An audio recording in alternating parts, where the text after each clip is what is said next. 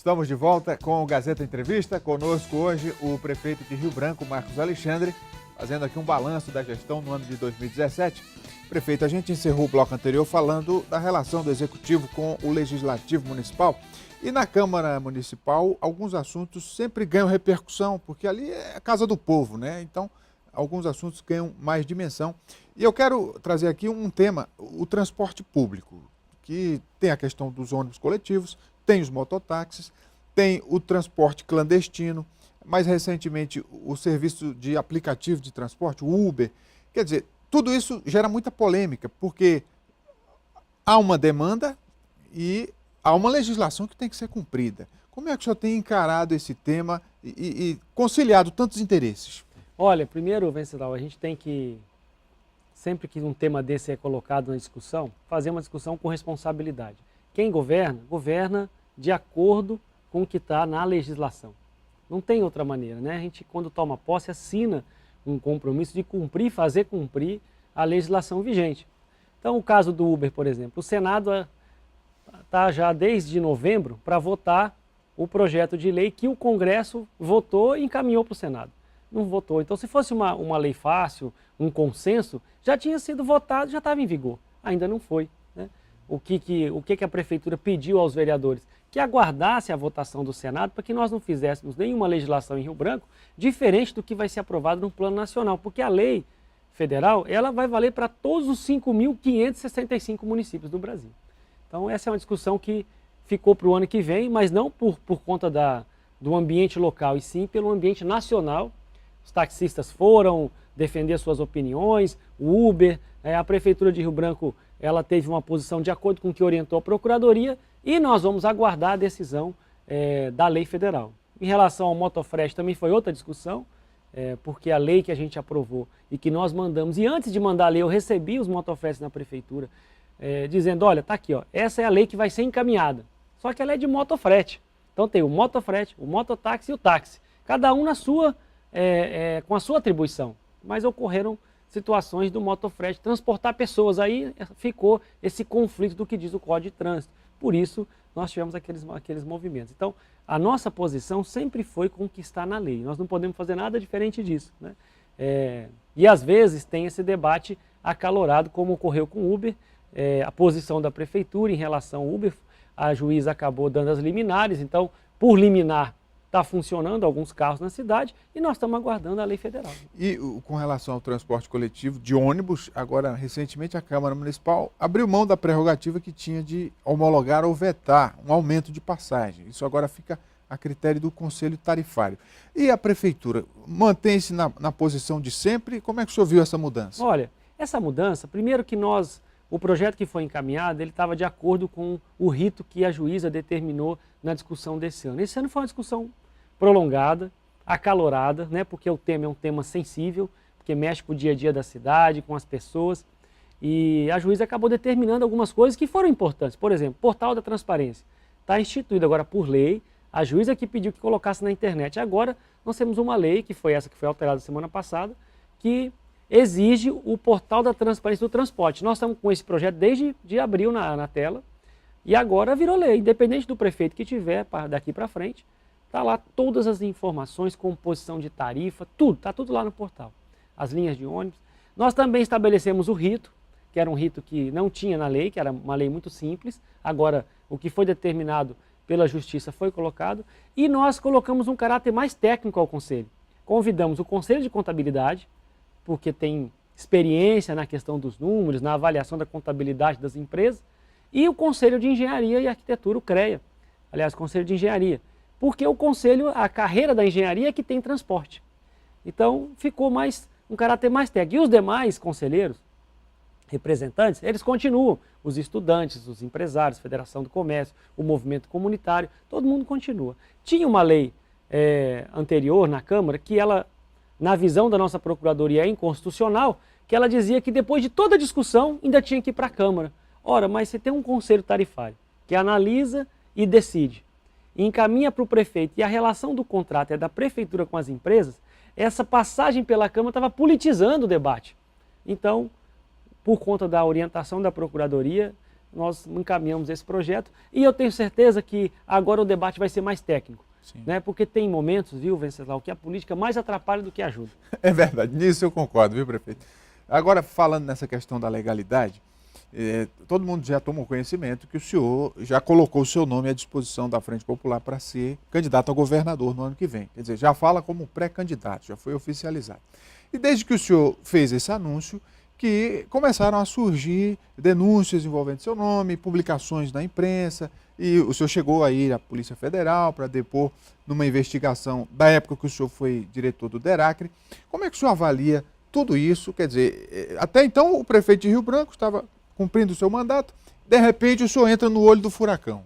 Olha, a primeira coisa, viu, Venceslau, é que a gente tem que se manter firme nos princípios, né, que a gente carrega no coração, a fé em Deus, não deixar se valer por essas coisas para não tomar decisões com rancor.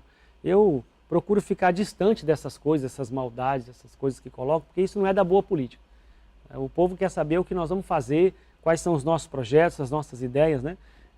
Eu quero crer que aquela operação foi só uma coincidência, de que a Frente Popular faz um convite no sábado, ocorre na segunda.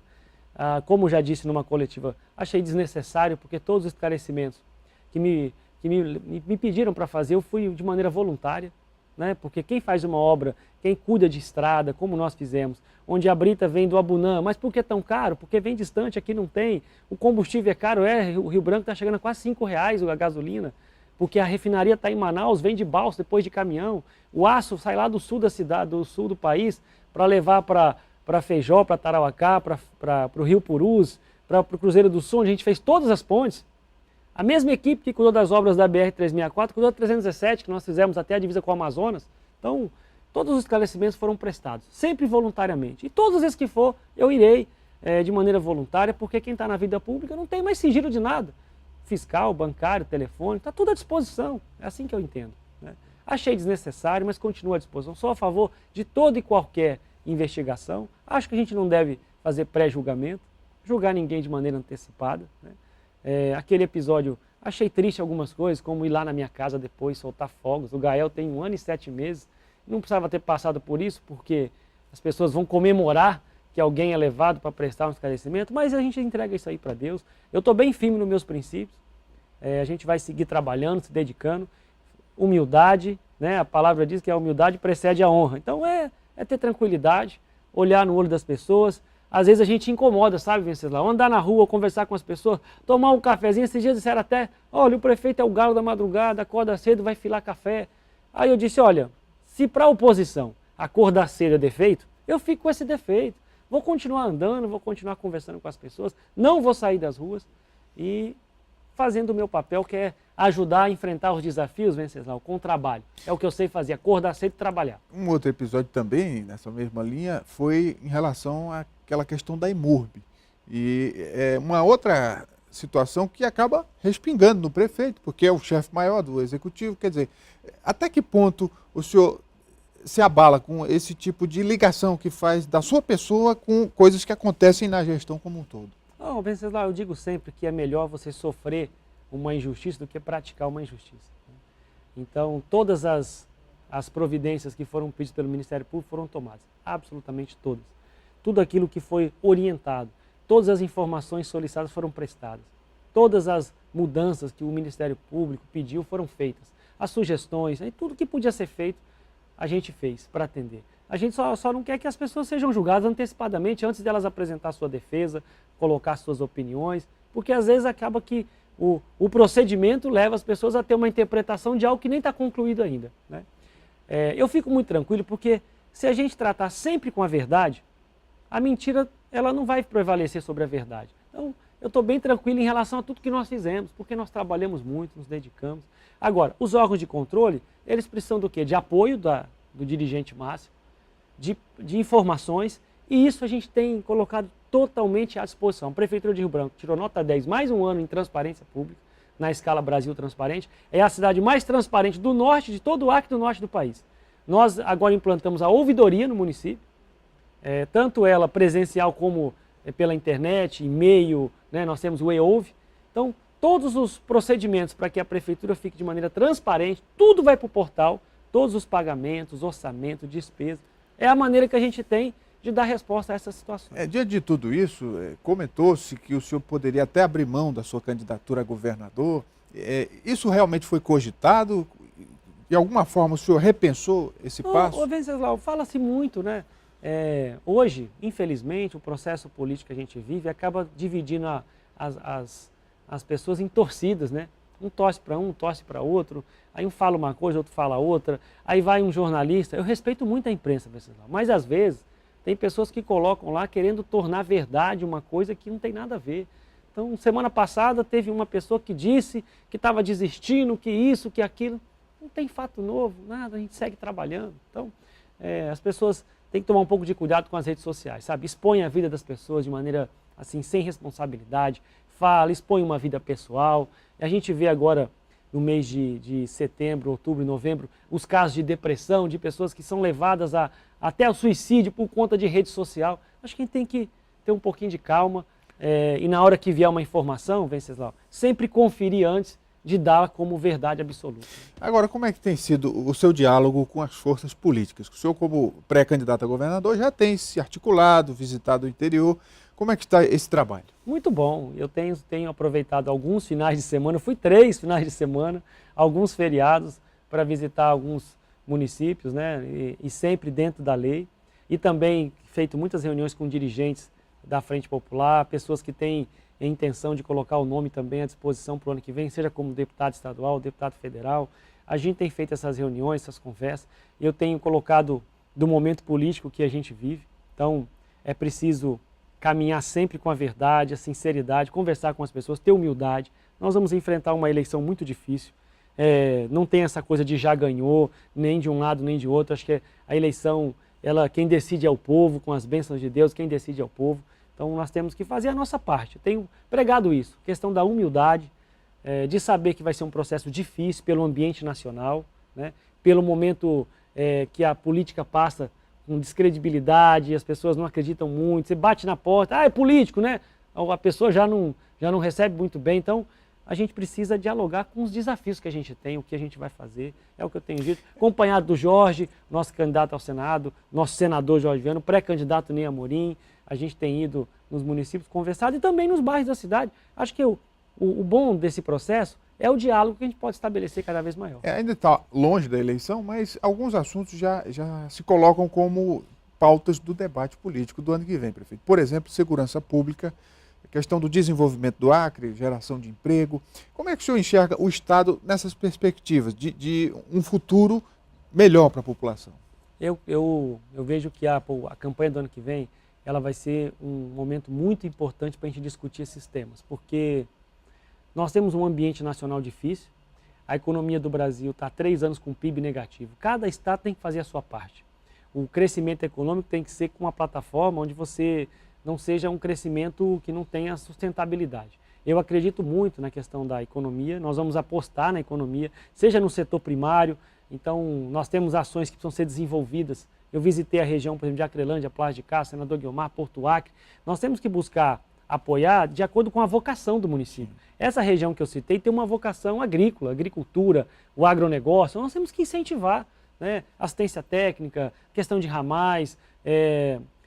Eu conversei muito com o pessoal do café, do milho, que produz, a questão do laticínio. Por que não o laticínio? Por que não o leite longa-vida aqui? A gente ainda compra o leite de caixinha todo de fora. Então, são questões técnicas que precisam ser tratadas com planejamento, organização, né? Então, investir na melhoria da economia, desburocratizar procedimentos. Eu tive na associação comercial, reabrir discussões que eles estão querendo colocar como pauta, como a questão tributária, por exemplo, o Código Tributário Estadual, que a gente tem, claro, um ambiente nacional da tributação, mas tem que ser discutido isso, né? Então isso vai ser colocado, assim como a segurança. A gente não pode esconder os problemas, ô Venceslau. Nós temos que tratá-los de maneira clara. O Brasil vive um problema com a segurança pública, 20 governadores estiveram aqui, a convite do governador Tião Viana. Eu participei da reunião o tempo todo, vi o relato de todos os governadores, com uma preocupação enorme em relação às drogas, ao narcotráfico, como a União pode ajudar os estados através de um fundo de segurança pública. Eu tenho assim, um orgulho muito grande da nossa polícia, então se a gente incentivar, dar mais condições, o governador Tião Viana avançou bastante, então mais condições de trabalho, incentivar a nossa polícia, tenho certeza que a gente vai poder fazer o enfrentamento. Agora, são temas que têm que ser discutidos com organização, planejamento, né? Qualquer ação no setor público é assim. E nós vamos fazer um bom plano de governo para apresentar à população. Prefeito, o pagamento dos servidores vai sair antes do Natal, aí vai dar para comemorar o aniversário da cidade com dinheiro no bolso, né? Olha, nós começamos a pagar já o 13º, na sexta-feira. Amanhã a gente já paga o salário de dezembro, então nem todas as cidades conseguiram isso, né? Nós fizemos o nosso dever de casa, como falei, pagando antes do Natal. E dia 27, a Prefeitura entrega a comenda à volta da empresa, a maior honraria que o município entrega a personalidades, pessoas que nos ajudaram a construir a nossa cidade. Dia 28 é o aniversário. Nós temos uma programação lá na Gameleira, 6 da manhã, chamada Alvorada. Temos um café da manhã com as famílias tradicionais ali da região do 2º Distrito, que foi onde tudo começou. Temos uma programação cultural também. Temos no Lídia Rames uma programação cultural. Temos a Praça da Revolução, que passou o mês de dezembro todinho com a programação cultural nos seus finais de semana. E a gente vai encaminhar para a imprensa aí a programação do dia 28, que é o aniversário de 135 anos. Vai ser feriado no mesmo dia ou mudou a data? O feriado foi para sexta-feira, dia Sim. 29, porque é o último dia útil do ano, né? Nós temos 30, 31 e 1º que é feriado. Então vai ser um feriado. Então é feriado sexta-feira, ficou para o dia 29. Prefeito, obrigado pela vinda. Deixar o espaço para o senhor desejar a sua mensagem de final de ano aos telespectadores. Olha, eu quero agradecer, Venceslau, aqui a oportunidade, agradecer a TV Gazeta, quero agradecer as pessoas que estão em casa, dizer muito obrigado por mais esse ano que a gente viveu de trabalho, dedicação. Obrigado você que nos recebeu em casa, nas visitas, colocou sugestões, críticas. Eu quero agradecer a oportunidade de poder cuidar com carinho da nossa cidade, desejar um Feliz Natal, desejar um ano de 2018 abençoado, com paz, saúde, prosperidade a todas as famílias da nossa cidade. Viu? De coração, muito obrigado em meu nome e da minha família. Muito obrigado ao prefeito Marcos Alexandre. E assim a gente vai terminando o Gazeta Entrevista de hoje, agradecendo também a sua audiência no oferecimento de Verágua, nossa parceira aqui, água mineral, produzida no Acre com padrão de qualidade. Escolha Verágua. Uma boa tarde, um forte abraço, um Feliz Natal. Até a semana que vem.